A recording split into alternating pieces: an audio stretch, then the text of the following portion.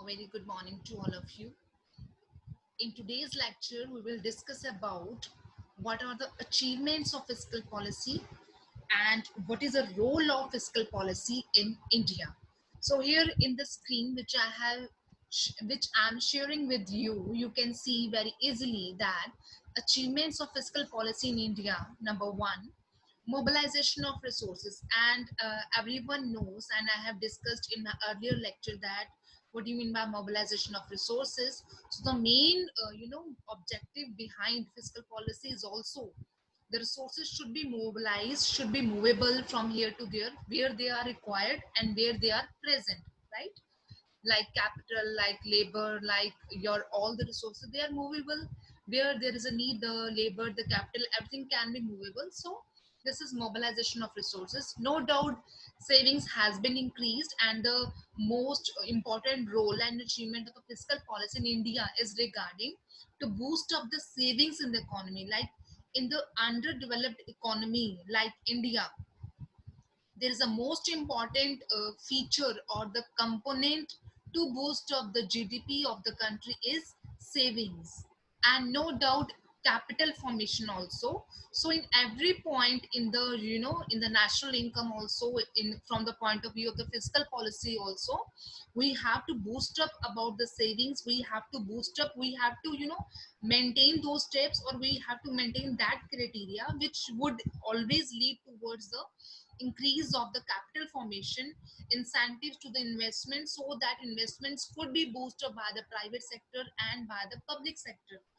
And no doubt there is a which whatever the gap is between income and the wealth, so it should be reduced. There should be reduction in the income and wealth inequalities. And if there is any regional disparities, so that disparities, that variations should be reduced, right? So the next is about, in the next slide we will discuss about what is the role of fiscal policy in the economy. So here you can see, I have written as fiscal policy and stabilization, right? So economic stability means minimal possible changes in the internal price level and foreign exchange rate. Classical economists never favor about the fiscal policy, right? So but the fiscal policy in India we always adopt to achieve the economic stabilization. And after the Great Depression of 1930s, Lord Keynes laid great stress on the role of fiscal policy so as to achieve the economic stabilization, right? So, how the economic stabilization is achieved with the help of fiscal policy? So, here the first step you can see the fiscal policy and inflation. It means if we have to stabilize the economy in terms of the exchange rate, so first there we have to study here the relationship between the fiscal policy and inflation. So everyone knows that what is inflation means, the rise in the general price level. So Keynes emphasized the importance of fiscal policy to check inflation. So basically few measures are being adopted by the Keynes, so to control the inflation. So he has said that there should be decrease in the public expenditure. One of the main causes of inflation is increase in the government expenditure. So it is therefore imperative to curb the inflation. Government should reduce its unnecessary expenditure to the minimum possible extent, right? So first is the government should reduce its public expenditure, and the government should increase its public debt. Means with a view to reduce the public expenditure, it is must or it is necessary to mop up the purchasing power of the private sector through public borrowings. And this could only be done by the sale of debentures and bonds, right? And the third step which can be followed to curb the inflation with the help of fiscal policy is delay in the payment of old debts. Means another way to check the inflation is to defer the repayment of such debts as have fallen due. Means you have to delay your old debts, delay temporarily your old payments, which will restrict the current flow of the money in the economy, right? So the next step we can follow is increase in taxes, right?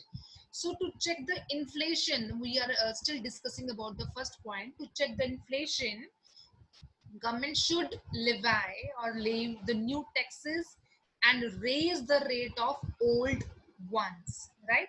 So it must, however, be noted that taxes should not adversely affect the production in the country, right? And what next word the government can done is overvaluation of the money, if it could be done, right? One of the main causes of inflation is devaluation of the currency, and to check the inflation it is essential to overvalue it. And what the else can be done is surplus budget policy, but for the underdeveloped country it is basically very difficult to follow the surplus budgetary policy, right?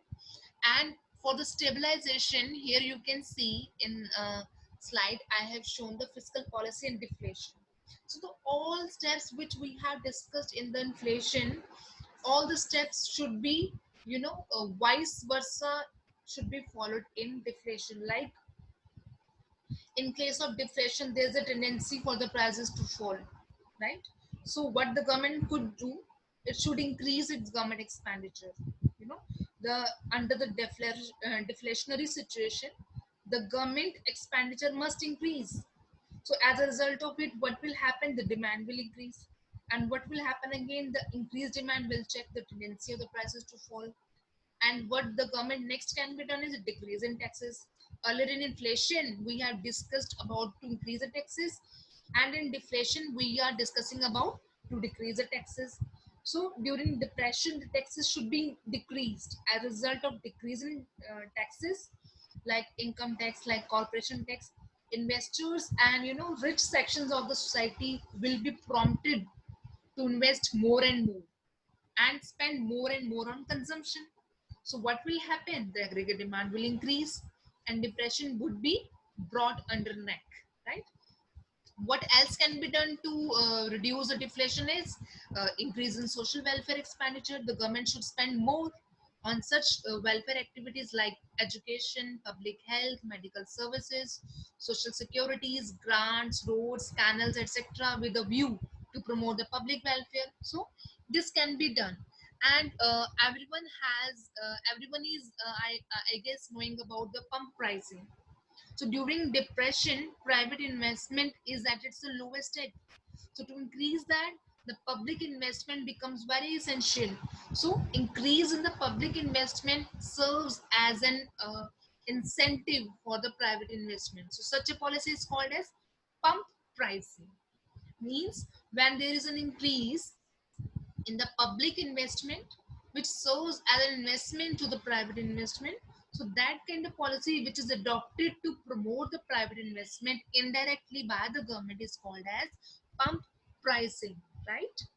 And what the else can be done to decrease the deflation with the help of fiscal policy is deficit financing. So government can help increase the aggregate demand by resorting to deficit financing. And next last can be done with the help of price support policy, right? So government buys itself its stock, essential goods at a fixed price, which is called as support price. So what will be the result of it? Tendency of the falling prices is arrested, right? And the last is, you can see, exchange stability and fiscal policy. The next role of the fiscal policy is to control the foreign exchange. So the exchange stability means that fluctuations in the foreign exchange rate are minimized or should be minimum. So to achieve the exchange stability, it is very much necessary that the BOP, means the balance of payment, should be in equilibrium as far as possible. So if the imports of the country exceed the exports, you know agar if the imports of the country exceed the exports of the country, the balance of payment is called as unfavorable, and the exchange rate will be subject to fluctuations. In that case, the exchange rate will fluctuate, right? So to stabilize that exchange rate, it is imperative that adverse BOP would be corrected And what is adverse BOP? When your imports are greater than exports, right? So what can be done to remove that or to correct that? The government can go for exporters should be provided with the subsidies, right? So imports should be subjected to heavy import duties can be done. So to promote import substitutions, the concerned industries should be given subsidies and exempted from taxations. Means the government should go for promoting the exporters and should adopt those steps which will help the exporters, right? So that's all for the today's lecture. So in this lecture we have discussed about what is the role of the fiscal policy in the economy, and what are the achievements of the fiscal policy in the economy. So we have done with the achievements, we have done with the role of fiscal policy and stabilization, fiscal policy and inflation, fiscal policy and deflation, fiscal policy and exchange stability. So that's all for the today's lecture. Thank you.